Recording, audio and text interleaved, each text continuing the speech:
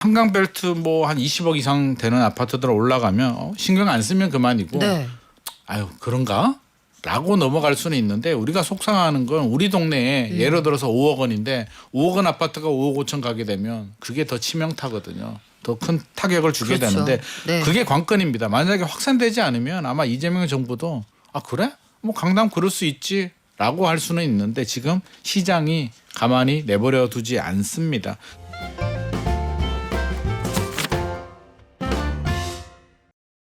한 주간의 집값 흐름과 주요 부동산 현안 그리고 대선 이후 일주일간의 흐름까지 부동산 경제연구소 김인만 소장과 함께 정리합니다. 안녕하세요. 안녕하세요. 소장님 이게 하도 일들이 많으니까 대선 일주일밖에 안 됐거든요. 한 달은 넘은 것 같습니다. 지난주에요. 지난주인데 막 몇 달은 지난 것 같은 그런 느낌이 듭니다. 네. 일단 대선 이후에 한 주 동안 집값 흐름 볼 텐데 이게 대선이 있었던 6월 첫 주까지의 통계죠? 그렇죠. 아마 6월 2일 기준으로 조사를 했기 때문에 아직까지 대선 이후 흐름은 나오지 않았는데 달라지지 않습니다. 이 흐름 자체가 이미 결정이 됐기 때문에 당분간은 이런 흐름으로 간다라고 우리가 생각을 하면 되는데요.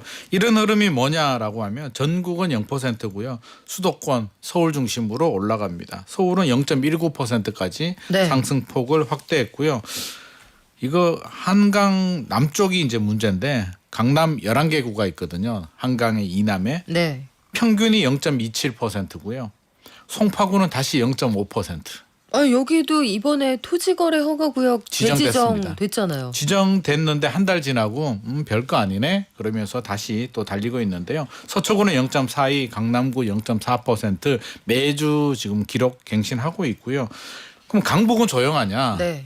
14개 구가 있는데요. 평균은 0.1%인데 우리가 한강벨트라고 하잖아요. 마포구가 0.3%, 용산구 0.29%, 많이 올랐네요. 성동구 0.26%인데 네. 이게 계속 커지고 있습니다. 광진구도 0.15%니까 이들 한강벨트가 지금 상승을 주도하고 있다라고 보여지고요.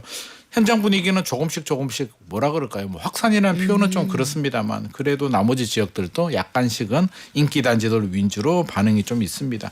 경기도도 뭐 확연히 갈려집니다. 과천시 뭐 날아다니고 있는데요. 0.35%.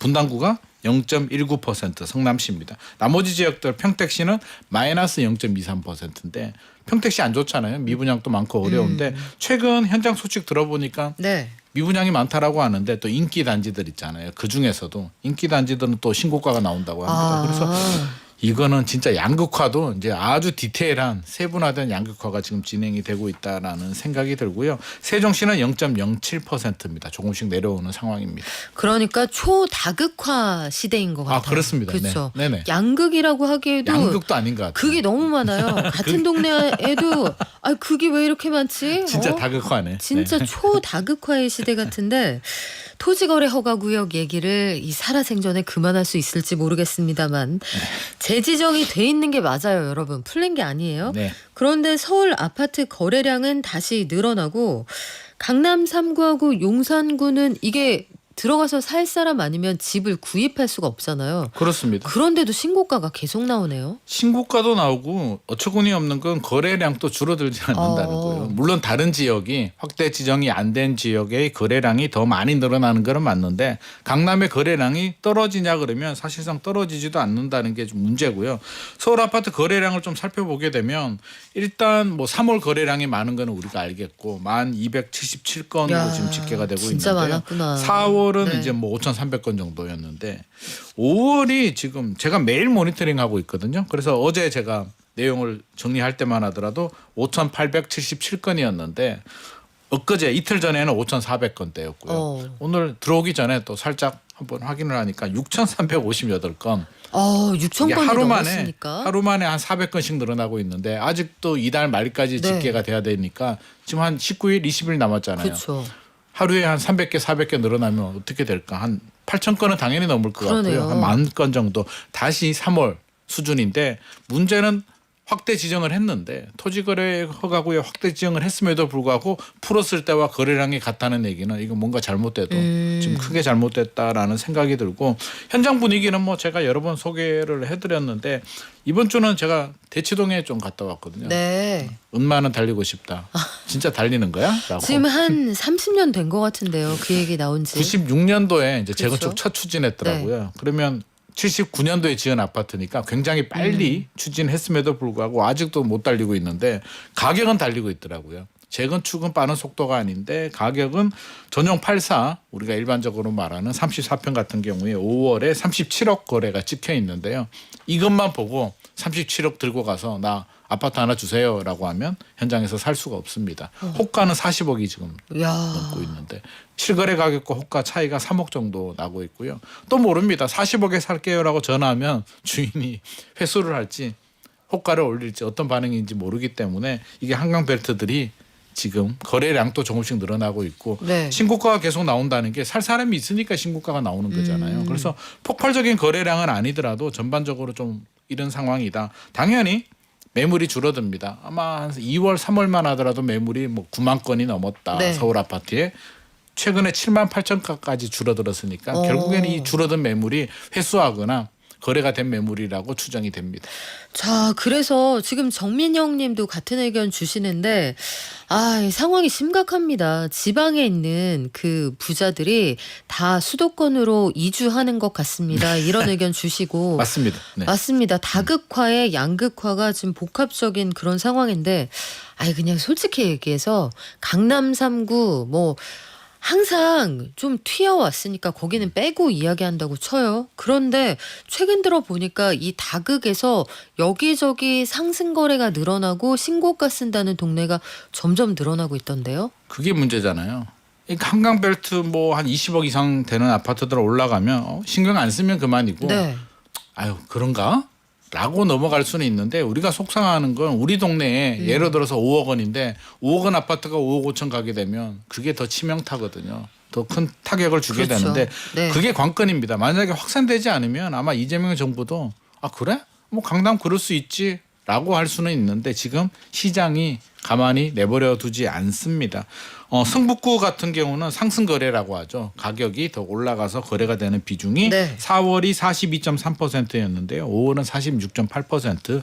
노원구 우리가 중요한 게 이제 항상 단골로 나오는 게 항상 노도강이라고 했었는데 노도강인데. 친구들하고 분리돼 있네요. 지금은. 그렇죠. 노원구도 4.5%포인트 상승 거래가 늘어났고요. 금천구 우리 금강구라고 하는데 서울의 대표적인 약세 지역인데도 상승 거래가 조금씩 늘어나고 있습니다. 모든 노원구의 아파트가 올라가는 건 아닌데 대표 역세권의 인기 단지들 위주로 조금씩 거래는 되고 올라가고 있다는 게 좀 걱정되는 부분이고 최근에 보니까 동대문구도 거래가 잘 되더라고요. 그래서 워낙 비싸니까 네. 이제 눈을 동대문구나 영등포나 성북구로 눈을 좀 돌리는 것 같고요.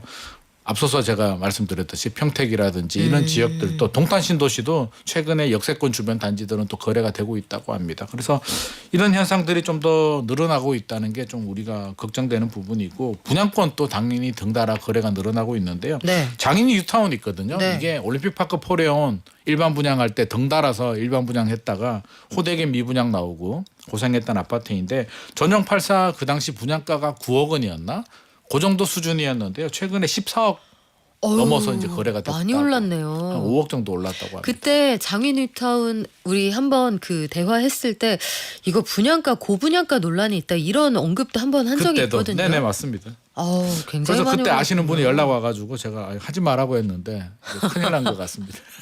자, 이 전체적으로 보니까 성북구는 아파트가 많지 않은 지역이잖아요. 네. 그런데도 상승거래 비중 많고 노원구는 아파트가 서울에서 제일 많은 동네잖아요. 맞습니다. 그런데 많은 곳은 많아서 올라가고 적은 곳은 적어서 올라간다. 전체적으로 좀 상승세가 확인이 되는데 경매 시장은 어떻습니까? 경매 시장도 덩달아서 좋아질 수밖에 없는 게 이제 경매 시장을 보는 지표는 낙찰률과 낙찰 가율이 있습니다. 낙찰 가율이라고 한다면 감정 가격이 정해지잖아요. 법원에서 이 가격으로 해 시작 가격이 정해지는데 낙찰 가율이 올라간다는 얘기는 정해준 가격보다 내가 돈 좀 더 쓸게. 네. 안 되겠어. 나 돈 더 내야 될 것 같아. 라는 거래가 늘어나고 있다는 건데요. 서울 평균이 95.6%입니다. 2022년 6월이 103%, 3년 만에 지금 가장 높은 수준이고요.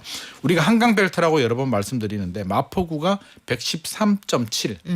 그러니까 100이라고 본다면 10억이라고 본다면 11억 3천만 원 주고 이제 샀다는 얘기인데 감정 가격보다 더 높게 지불을 했다는 겁니다. 성동구, 뭐 강남구 모두 다 공통적인 현상인데요. 최근에 신천동, 송파구 신천동의 한 아파트 같은 경우는 감정 가격보다 5억 원 정도.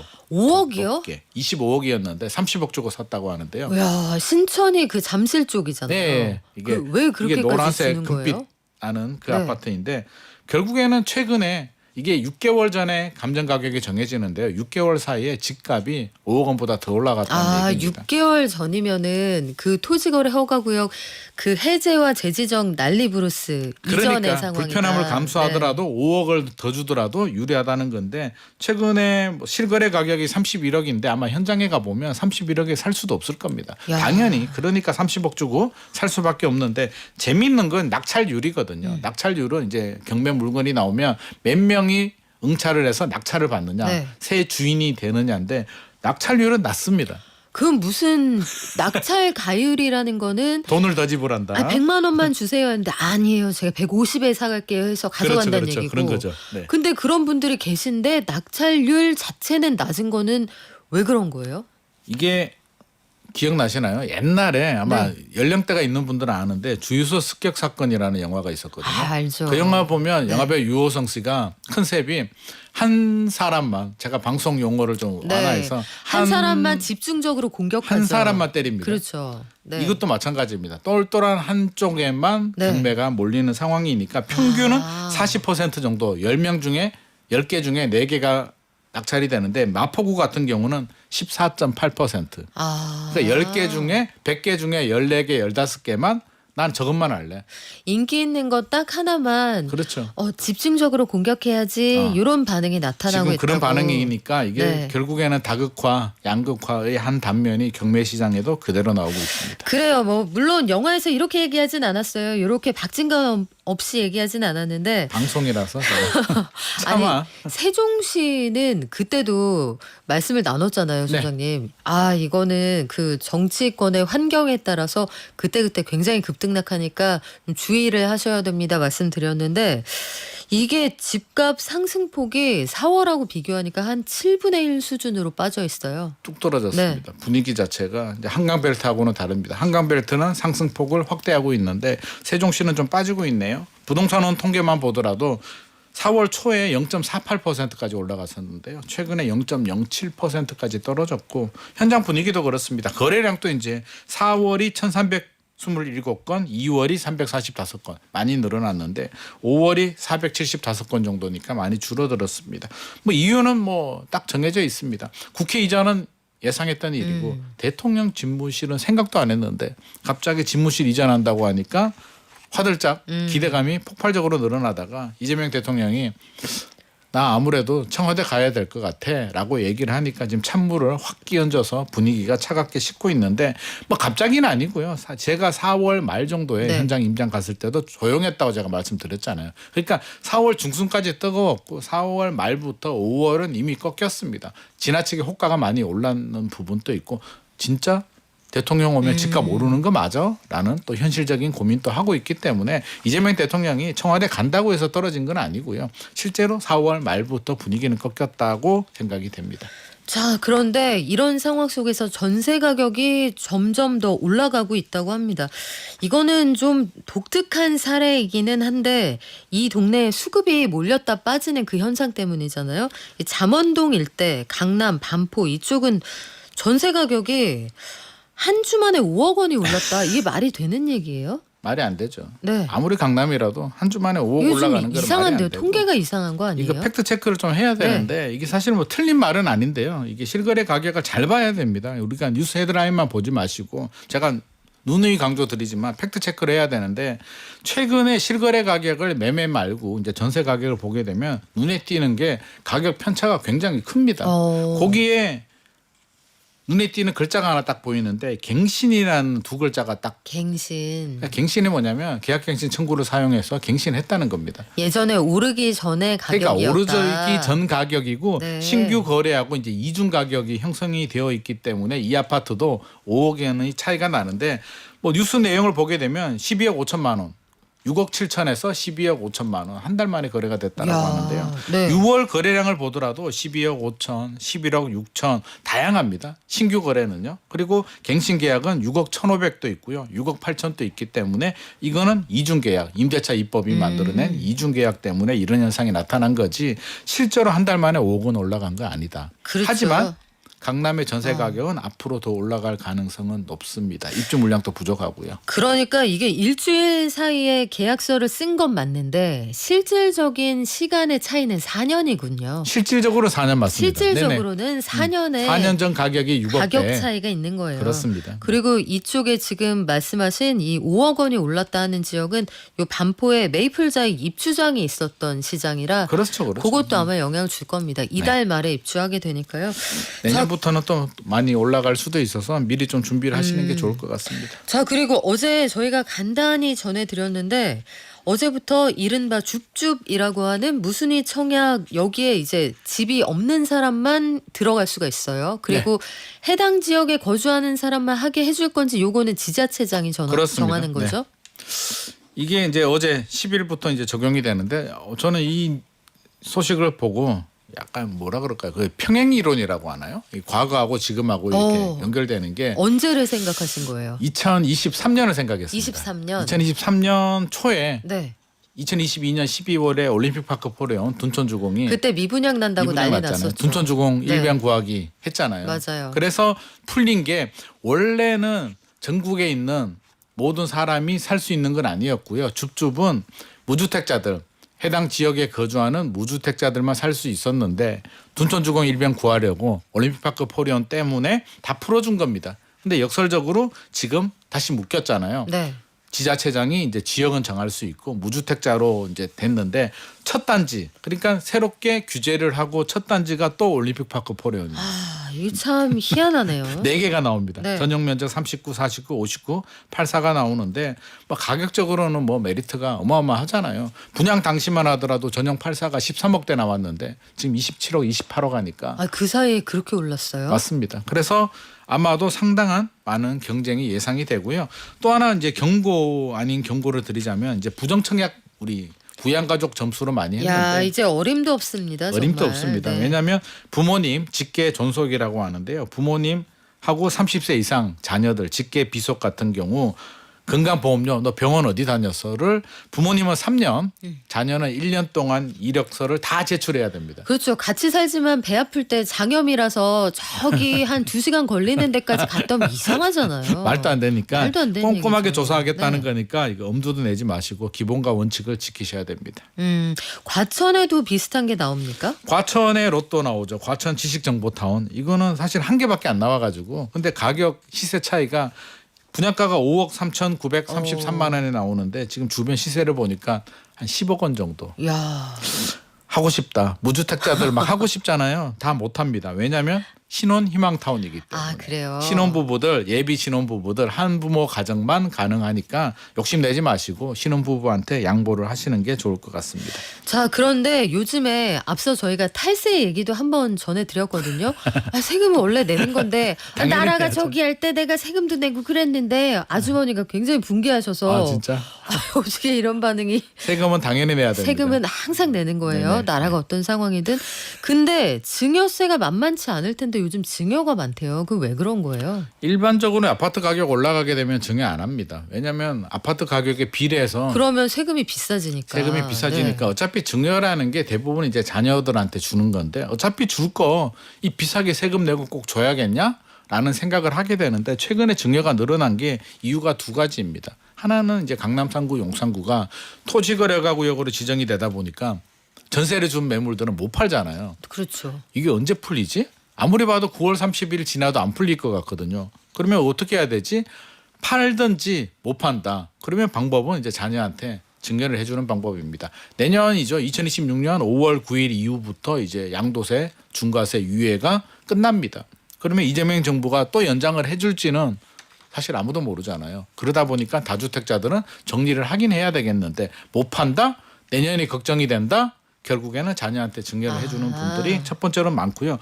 두 번째는 팔려고 하니까 아까운 거예요. 아니 집값이 지금 계속 올라가고 입주 물량도 부족하다고 하고 금리도 내려간다고 하는데 야 더 올라가는데 굳이 남한테 주느니 세금 내고 그냥 자녀한테 줄련다. 팔아도 양도세 내지 않냐라는 생각을 가지고 있기 때문에 인기 지역들 위주로 지금 증여가 늘어나고 있습니다. 자, 그리고 유튜브로도 질문이 들어왔는데 수년 전에는 TV 광고도 많았거든요. 지식산업센터로 오세요. 이런 광고 있잖아요. 엄청나게. 근데 지식산업센터에 요즘 지식도 없고 산업도 없는 곳이 많다고 하는데 왜 비어 있는 거예요?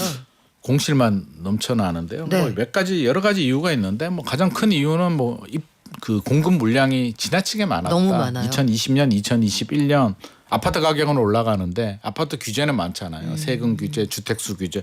나 뭐 해야 되지? 어떻게 해야 되지? 찾은 대안, 틈새 시장이 생활형 숙박시설. 이런 상가 네. 지식산업센터가 이제 대안으로 떠오르게 됩니다. 수요자들은 흥분할 수밖에 없고요. 공급하시는 분들 입장에서는 아파트는 분양가 상한제가 적용이 돼서 돈도 안 되는데 상가나 지식산업센터는 돈이 되거든요. 엄청난 공급 물량들을 밀어내게 됩니다. 그래서 공급 폭탄이 되는데 왜 공실이 특히 더 많냐라고 한다면 지식산업센터잖아요. 네. 아무나 못 들어갑니다. 아, 지식도 있고 산업도 있어야 네, 되는구나. 맞아요. 제조업. 둘 중에 기반 하나만 산업, 있기도 어려운데. 정보통신업 등 네. 특정 업종만 들어가고 분양할 때 쪼개기 그러니까 작은 호실로 이렇게 분양을 하다 보니 몇 개가 뭉쳐져야 되거든요. 어떤 공장을 운영하려면 그렇죠. 제조업을 하려면 결국에는 복잡하기도 하고 업종 또 일반 오피스처럼 나 그냥 목돈 연구소로 사용할 건데 네. 안 됩니다. 지식이랑 산업이 다 있어야 되니까. 네, 그러니까 복잡하기 때문에 여러 가지가 맞물렸고요. 이게 지금 사회 문제이기 때문에 방치하기는 좀 어려울 것 같고 제가 볼 때는 좀 어느 정도 자격 요건을 완화해 줄 필요는 있을 것 같습니다. 그래요. 앞으로의 상황도 저희가 현장에서 빠르게 전해드릴게요. 지금까지 부동산 경제연구소 김인만 소장과 함께했습니다. 고맙습니다. 감사합니다.